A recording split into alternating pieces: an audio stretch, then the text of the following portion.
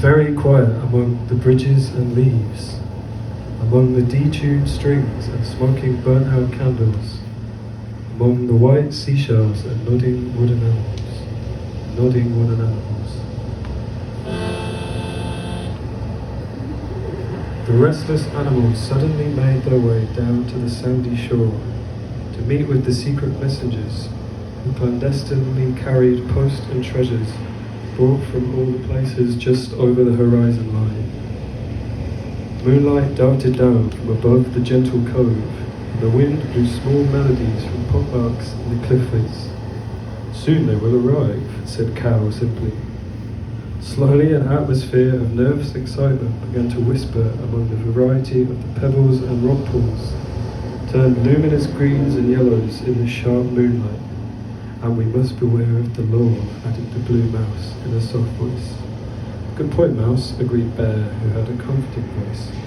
And the restless animals felt brave when they heard it. "Look over there," croaked Frog suddenly. Slowly a shape began to emerge from the surface of the water.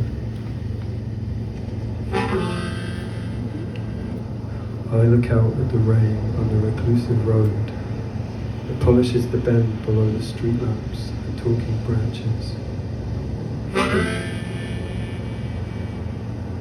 The waves lapped against the secret beach, curvy mirrors in motion, and the animals broke into applause as the messenger's splendid rowing boat surfaced. It was made of wood, carved and painted white in the shape of characters taken from playing cards. As the rowing boat dug into the sandy bank, the playing card family's scent relaxed on the sand. The procession of the messengers began to descend, walking in groups of three, hand in hand. They were small, mousy-haired characters with bright eyes and wise, cunning smiles. They wore beautiful costumes of simple, colourful cloth. "Good evening," said the front and centre messenger. "You must be the restless animals." They all nodded excitedly. "That's quite correct," hooted Owl, jumping slightly in the air.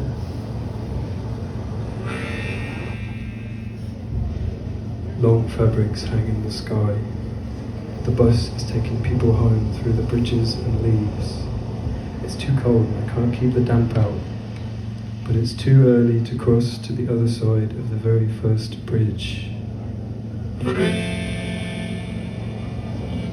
"We've all greatly enjoyed your correspondence," said the messenger in a clear brass instrument voice. "We particularly enjoyed the diagrams of sea creatures, which were drawn in a very steady hand." The restless animals beamed at one another proudly. "Grasshopper and Deer must take credit for those," said Tortoise, indicating the industrious pair, who glanced down at the sand modestly. The messengers' faces became fond and crumpled.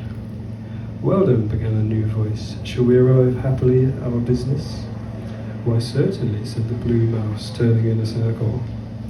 "What messages have you brought to us from the places just out of view?" One trio of the messengers walked backwards to the rowing boat, spinning gracefully as they did so with little hands in the air. The animals watched quietly as the other messengers began to dance simple steps. Their wonderful outfits swayed and waved in the travelling moonlight, while the other messengers returned carrying a special box carved as beautifully as their rowing boat. As they drew closer, the restless animals began to make out the patterns. The crowded roads are completely deserted now. Freckled mirrors under the rows of streetlights that veer off east and west, becoming smaller and smaller. I tilt my head up to the night sky, squinting, and take a deep breath as I walk towards the bridges. Far above, the stars crept slowly across the deep blue sky, casting down frames and shafts of silver light onto the beach, slowly illuminating the patterns on the precious box. "Goodness me," whispered Grasshopper. Each visible face of the box framed a different picture. "There's our island on the top," exclaimed Cow. Surely enough, the lid depicted the animal's island in diagonal cuts, surrounded by a green sea rolling with waves like crowns, and in the corner there was a small seal like a postage stamp.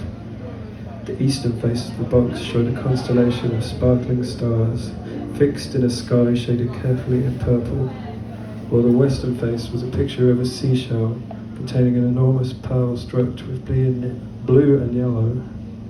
"The shell is my favourite," said Bear, touching it with a big paw.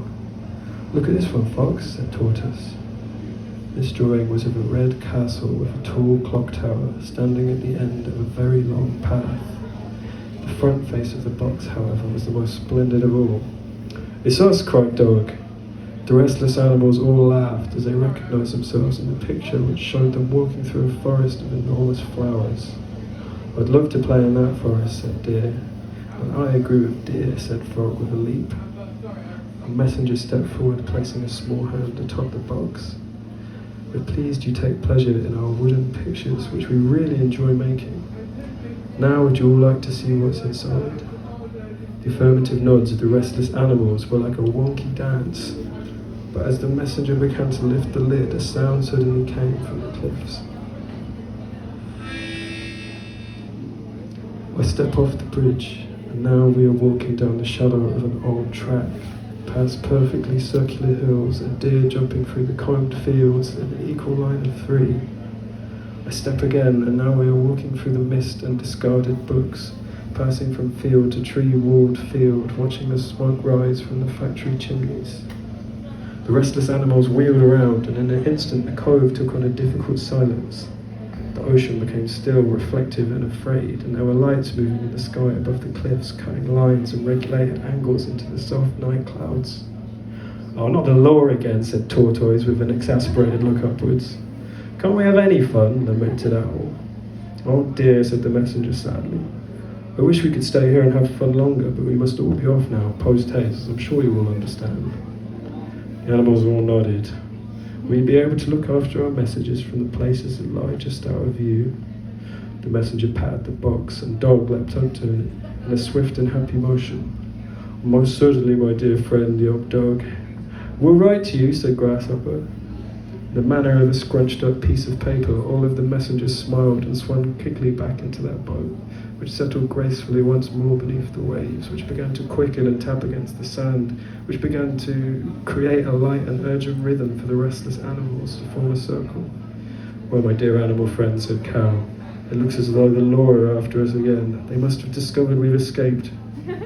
The lights at the top of the cliff had formed into sharp little holes, casting faint cones onto the cove below. And now Fox spoke. "We do love to sneak off into the middle of the night, that sweet land of adventures, but they've come to try and put us back in each of the places they have decided everything must be kept." "Not to worry," said the blue mouse softly. "We can escape this time if we take the secret tunnel." We walk through the red bricks and the stars. I watch our two shadows fall on the white road markings, and we listen to a story no one will believe of a journey to the coast with no way to return, and how the man we knew found a £5 note in a hedge that took everyone back home at the last minute, at the final whistle. We round the corner, and friendly workers are touching the street with an enormous flame. Keep going? More story? Yeah! Alright. The restless animals looked at one another with a new clarity. The moonbeams illuminated a new adventure in their eyes. "The secret tunnel," said Cow.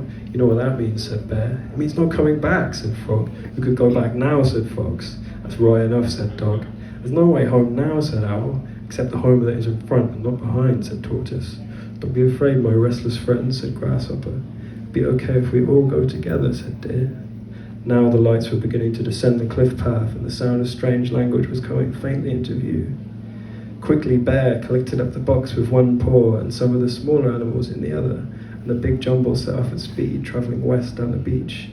The tide was beginning to wash in, and soon the animals were whooping and hollering as they splashed through the foaming, salty water, and splashing and shouting could also be heard close behind. "You'll never take me alive," yelled Bear. Quickly the animals reached the outcrop of stones that sat like jagged typography at the base of the dark cliffs, punctuated by cooling rock pools and long, slimy green plants. They deftly navigated the perilous rocks, laughing as they heard the yelps and cries behind them. "There's the beginning of the tunnel," said Deer.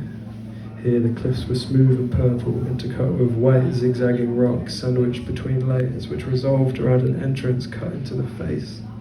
The beach was far away now. "Into the darkness we go," said Tortoise. Further on, the meadows are frozen over and reflect the changing colours of the evening sky in wide diagonals.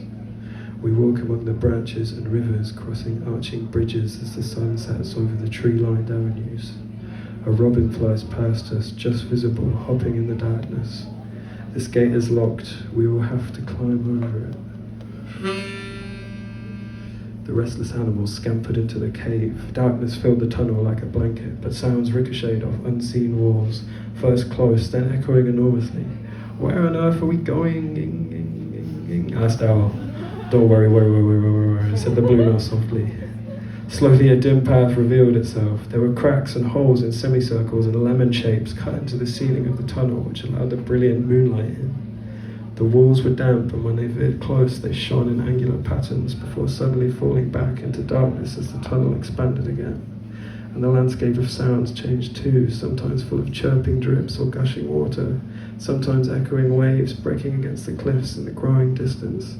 Meanwhile, the odd language could be heard descending into deeper and deeper confusion somewhere behind, alternatively echoing and disappearing. The restless animals were at full pace and beginning to tire, each making a different rhythm on the cold floor of the strange tunnel system. Gradually a greater light was emerging in the near distance, accompanied by a strange reedy sound, a choir of trees. "We're nearly there," barked Dog, and a shape at the end of the tunnel grew sharper and changed colour from dark grey to dark blue to a brilliant purple.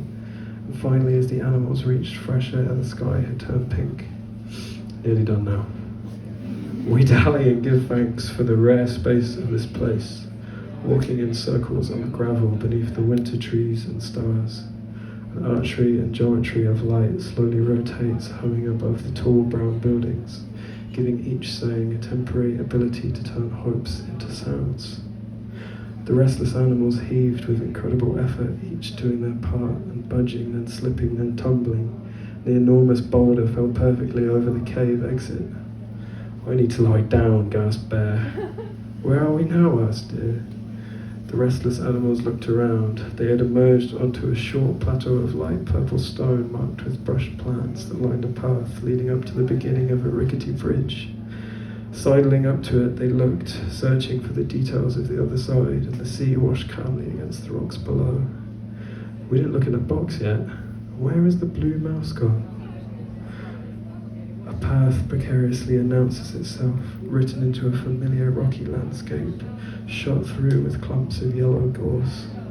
The sky is a billowing quilt of purple clouds, roughly sewn together, just holding back the deluge, while the storm and the waves that crash against the cliffs are completely silent here. Flash and charge strike through this place frequently, casting bold, angular shadows over miles of coastline, yet everything is strangely calm. I pass a road sign in a language I do not yet understand, greeting a wise and silent figure walking a dog. I walk further down to the beach. Pebbles and shells mix with fragments of enormous statues, the lightning illuminating pink and white details of staring heads, broken off noses and brows, and hands heavy in mid-gesture. I'm helping one out when I spot the man we knew. He's sitting in a chair in the middle of the beach watching a football match on a television. We have a conversation I wish I could remember, and I think he asked me if I was feeling bold.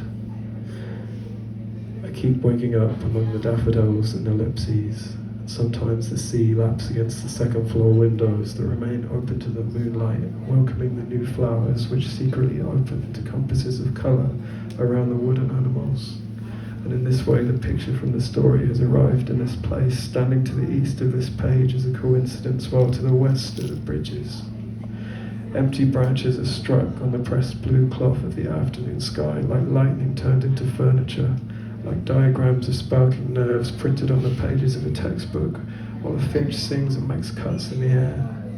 Lately the clouds have looked like continents, whole wispy countries marked with clear blue rivers and lakes, seen as if from an aeroplane, sometimes looming over the platforms at the railway station, sometimes reflected and curling slightly in atlas in the still canals.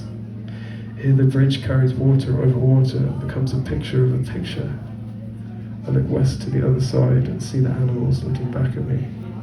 This place becomes silent and difficult, taking on the presence of a puzzle, of another small journey towards a way out, back to the answer that there are no solutions, a temporary respite before moving on again into new confusions.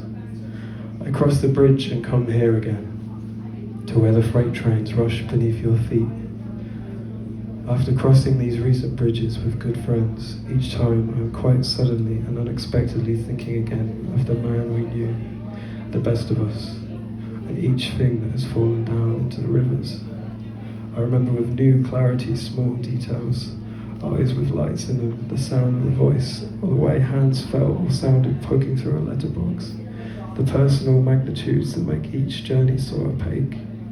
I think and remember again because these dancing crossings each time return some of those old feelings, even cutting through the wishes to bring people back and see them among the telephone wires and racing pigeons, through the regrets that always linger on the floodplain, because the good days walking together towards nowhere are the brilliant thing, that there should be such a chance to carry on, and for what fell away to flow back around again each time a little differently. Thank you very much.